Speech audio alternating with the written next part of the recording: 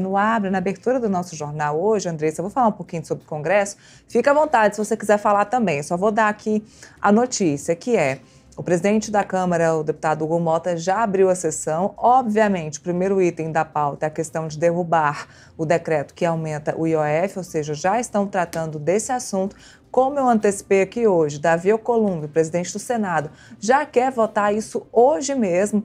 Está muito claro, é uma estratégia dos dois, existe um acordo, até porque o presidente da Câmara, Hugo Mota, jamais pautaria isso às 11 horas da noite de ontem por uma rede social se já não estivesse alinhado com o presidente do Congresso, o senador Davi Alcolumbre. Davi Alcolumbre já confirmou hoje, se o assunto passar pela Câmara ainda hoje, ou seja, se a Câmara tiver essa velocidade, chega no Senado e é sim discutido isso ainda hoje. Daí, Andressa, vem o morde-a-sopra, porque acabaram criticando o presidente da Câmara, Hugo Mota, por ter pautado esse negócio assim, como se fosse uma grande surpresa, ontem às 11 horas da noite. Então, o governo hoje falando à torta direito que isso é uma grande surpresa, apesar da urgência já ter sido aprovada desde semana passada.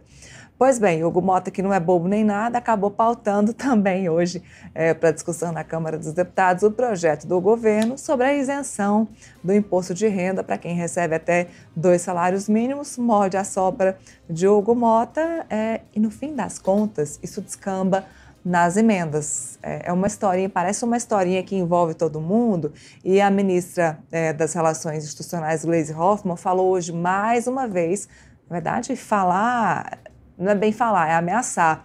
Ameaçou hoje mais uma vez que, se isso passar, isso pode prejudicar os deputados aí nas suas emendas. Então tá aí a historinha do Congresso hoje, Andressa. Está acontecendo assim, o governo admitir que foi pego de surpresa, mostra que esse governo está dormindo desde que esse governo começou, né? Falo dormindo porque ele postou ali quase meia-noite, né? O Hugo Mota informou nas suas redes. Como é que pode a articulação política do governo não estar acompanhando essas reuniões? Porque é óbvio, se você lê hoje alguma notícia, foram surpreendidos nada, não é assim que funciona.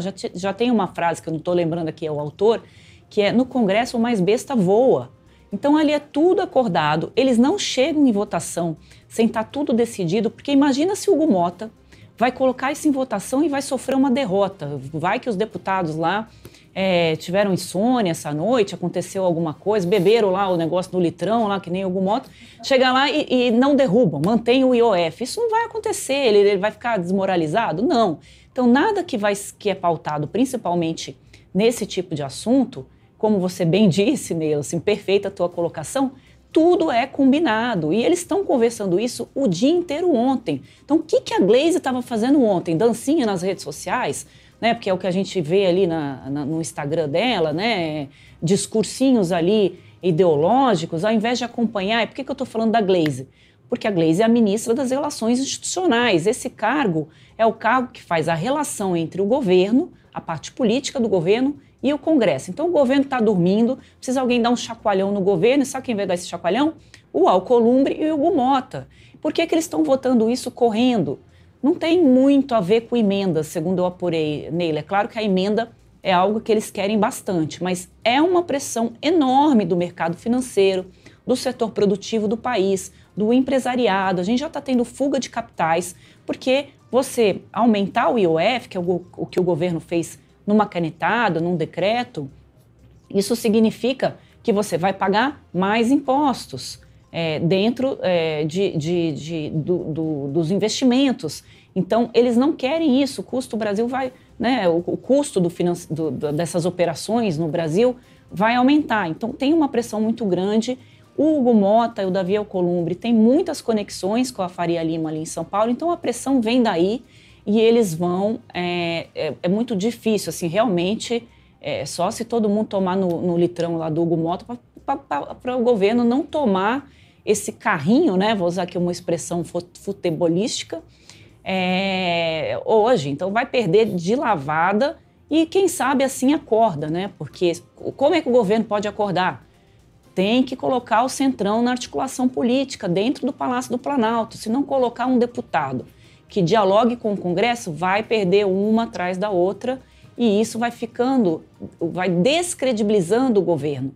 Ah, mas quem ganha, um dia ganha, um dia perde. Não.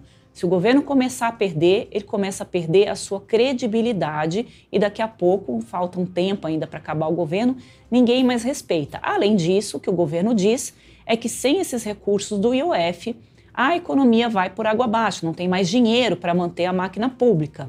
O que dizem os que são contrários? Então você tem que cortar despesas. O governo faz a lição de casa, corta a despesa, para de ficar criando aí políticas sociais ou outras coisas com esse dinheiro. Você precisa enxugar a máquina pública. A gente está falando de um governo do PT, que não vai enxugar a máquina pública, é um governo gastador. Então, essa conta não fecha e quem tem a maior força ganha essa queda de braço. Quem tem a maior força é o Congresso. Andresa, quando o presidente Lula foi colocar Gleisi como ministra das Relações Institucionais, houve muitas críticas, todo mundo dizendo que ela seria uma péssima ministra de Relações Institucionais, não mostrou serviço ainda. Tanto que Lindbergh, que é o namorado dela, aí teve que dar uma coletiva hoje, teve que falar, sapatear lá no Salão Verde sobre o assunto. E disseram à época que ela estaria no papel de ministra das Relações Institucionais pelo momento eleitoral, porque o presidente Lula precisava estar mais próximo de bases eleitorais, ou seja, de municípios, de cidades que ele não estava conseguindo entrar, e que a ministra Gleisi faria isso por ter um papel forte como presidente. À época, ela era presidente do PT, mas estamos vendo que vai ser preciso mesmo uma ministra que faça o papel de relações institucionais entre Congresso e governo e Planalto, e não entre Planalto e prefeituras, né? Não é o momento disso ainda. Esse é um dos ministérios mais difíceis, Nila, assim. Eu cubro a política já há 25 anos, é muito difícil um ministro perdurar num cargo como esse, porque vai se desgastando ali as relações, né, políticas entre o Planalto e o Congresso. Então não é um cargo fácil, as mudanças ali são constantes, né? O governo Lula já trocou, era o ministro Padilha, agora é a Gleisi. Se continuar assim, daqui a pouco vai ter ali outro nome, vão dar outra função para a Gleisi. Padilha que caiu por conta do Arthur Lira, né? Exatamente, se chocou justo com o presidente da Câmara, e o Arthur Lira totalmente poderoso, e virou as costas para o Padilha, disse que com você eu não converso mais, começou a falar com o Rui Costa. Então, o que acontece é que os parlamentares levam as suas demandas para o ministro das Relações Institucionais. Então, nesse momento, a Gleisi Hoffmann.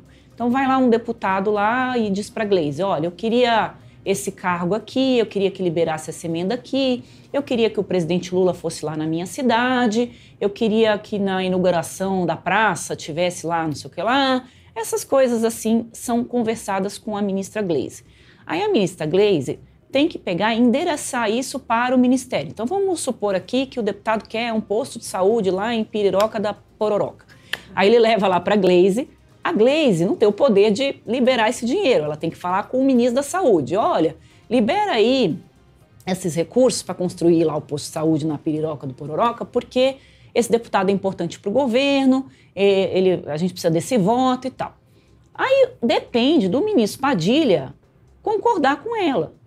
Se ela não tem força política, o ministro Padilha vai entrar por aqui e vai sair por aqui, ele não vai liberar essa verba. Aí o deputado fica com raiva de quem? Da Gleisi, não é com raiva do Padilha. Então, um governo sem uma força política ali grande dentro do Palácio do Planalto desmoraliza o ministro das Relações Institucionais. Então, por isso que esse cargo é tão difícil de se ocupar, e todo mundo já sabia que a Gleisi teria muita dificuldade, porque a Gleisi era presidente do PT antes de ocupar esse cargo, né? A Gleisi é uma deputada da extrema esquerda, ela é estridente, ela põe o dedo na cara, ela não tem uma relação política harmoniosa com os outros partidos, principalmente com o Centrão, que é quem comanda o Congresso. Então, o presidente Lula fez uma grande atrapalhada, talvez com essa motivação eleitoral, né, que você colocou, mas isso tem causado muito desgaste para o governo. Essa derrota, você vai ver que a partir da derrota vai se começar a uma pressão de que o Haddad tem que cair, que o ministro não tem força, o ministro da Economia não consegue aprovar suas medidas, então ele está enfraquecido. Só que estas notícias, esse fogo é um fogo amigo que vai vir de dentro do próprio PT, né, de outras pessoas do PT que querem esse Ministério da Fazenda. Então, o governo, ele luta com ele mesmo, né? Esse governo não precisa de inimigos, não. ele luta com ele mesmo. A gente está realmente numa situação de contas públicas bastante delicada. O governo precisa resolver essa situação, mas para resolver essa situação precisa de conversa, de diálogo. A gente não vive mais naquele modelo em que o presidente da República era soberano, em que as suas decisões, o que o Lula fez no governo principalmente, que o presidente da República tinha muita força, isso acabou. Esse governo precisa entender que ele está num outro país em que o Congresso está muito empoderado e isso não volta. Então, esse governo não aprendeu nada e a gente está caminhando para um fim de governo. Então, puxando esse seu gancho, o próprio ministro Fernando Haddad já havia feito uma crítica à forma de governar atual, que é o presidente sem tanta força e o Congresso aí determinando as pautas do país. Exatamente, mudou, né? Mudou muito e é algo irreversível. Então, o governo está jogando com a cabeça no passado, não se atualizou. Do Lula 1, né? Não se atualizou. Então, é a mesma coisa, você tem um celular e você não atualiza ali o software. Quando o seu celular pede para você atualizar, vai chegar um momento que ele vai o quê? Ele vai parar, né? Ou você atualiza ou eu não funciono mais. Aí você vai achar que o celular está quebrado e vai jogar fora? Não, você vai ter que atualizar. E é assim que acontece na política com essas discussões. Então, você tem 3 forças hoje antagônicas no país, né, que é o judiciário, o legislativo e o executivo, numa guerra ali, num conflito constante de opiniões e de decisões, e isso prejudica muito ao país, né? A gente não está falando que a discordância ela não é saudável, ela é muito saudável. A partir das discordâncias é que as grandes ideias surgem, mas nesse caso não é uma discordância, é um bate-cabeça e que não interessa a ninguém. Então, realmente, hoje, eu acho que a gente vai ver uma madrugada bastante longa, ou uma votação muito rápida, mais uma derrota do governo, sem dúvida isso vai acontecer, se não for hoje, é amanhã. E só um ponto, por que é hoje, né? Que eu acho que eu falei, esqueci de dizer, porque hoje a gente já está terminando a semana, né? E existe essa pressão grande do mercado financeiro. Então, vota logo, daqui a pouco entra recesso, as festas juninas aí que estão acabando, depois as festas julinas, e o Congresso quer dar uma resposta para o setor financeiro de que esse assunto vai ser liquidado. E será? Bom, antes de eu mudar de assunto, favor, o autor da frase que a Andresa falou, de que no Congresso o mais bobo voa, favor, mandar uma mensagem para a gente dizendo que foi você que inventou, porque é excelente. E outra coisa, Andresa, não posso deixar